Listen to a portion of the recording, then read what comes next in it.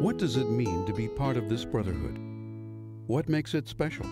I belong to the Brotherhood of Police Officers, which everyone feels is a very tight-knit organization, but I have never been welcomed into an organization like I have into the Masons. It's a brotherhood that makes you feel as though you're wanted, you're needed, you're close with these people. I was never on a sports team. I never joined the military or anything like that. So for me, it kind of fills that same role. We're a bunch of people coming together for a common goal and a common purpose. I've served over 24 years in military service, so I feel qualified to speak about the word camaraderie. The dictionary defines the word as a bond built by a group united and dedicated to a worthy cause. To me, that reflects Freemasonry.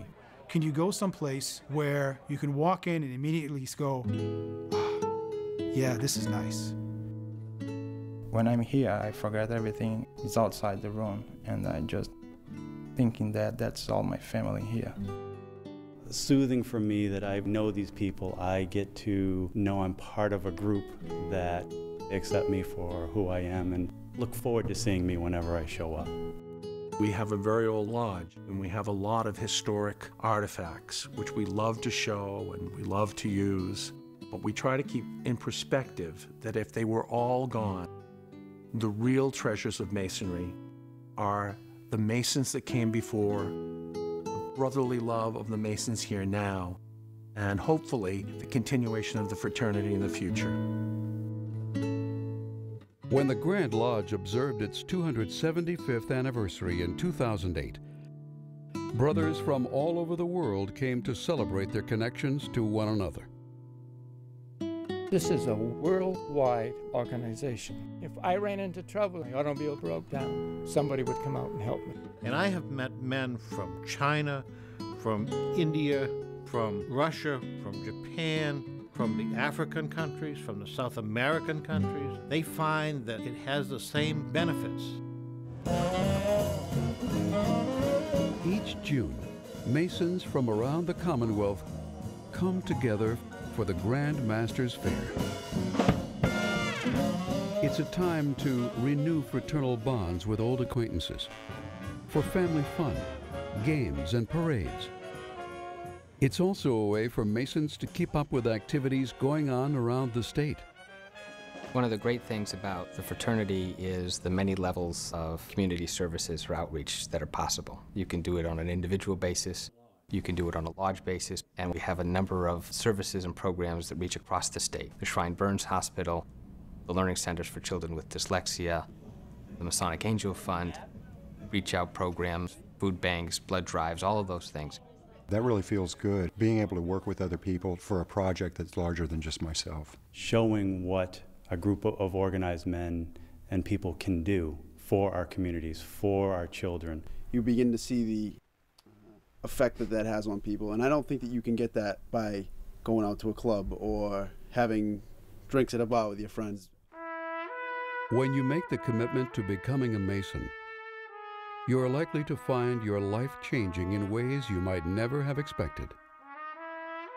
You're presented with ideas, and when you think about those ideas, that shapes the way that you act when you're not in a lodge room. I've been evaluating things that I do in my life a lot more carefully and deciding which things I really want to keep in my life and which things I can chip away. I may have been at times way too passionate and at other times way too logical, and I think that Masonry has shown me that there's a more centered way of living. There was a time in my life, maybe I was a selfish person, I don't know, I mainly thought of my needs. Today, I can share with others, do for others. I can feel more together in the family and with my wife and the kids. I'm much more open than I used to be. I was very kind of one of those in-the-corner kids in high school. But now I'm going to events, I'm going to other lodges, I'm talking to people, which has been definitely beneficial to not only my personal life, but my professional life as well.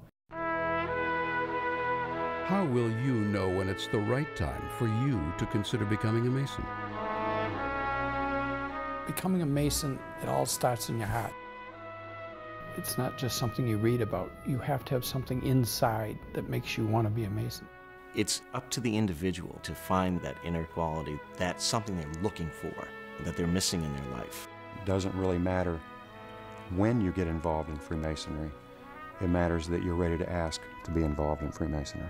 Being connected to something that my great uncle was a part of and that now I'm a part of, and hopefully my son will also be a part of.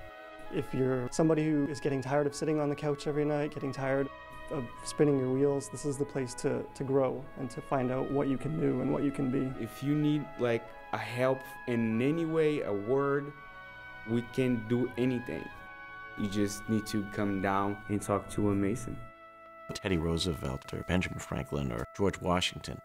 I now have something in common with those same gentlemen. We came in the lodge the same way. There was nothing that was given to him more than it was given to me. It's the same gift.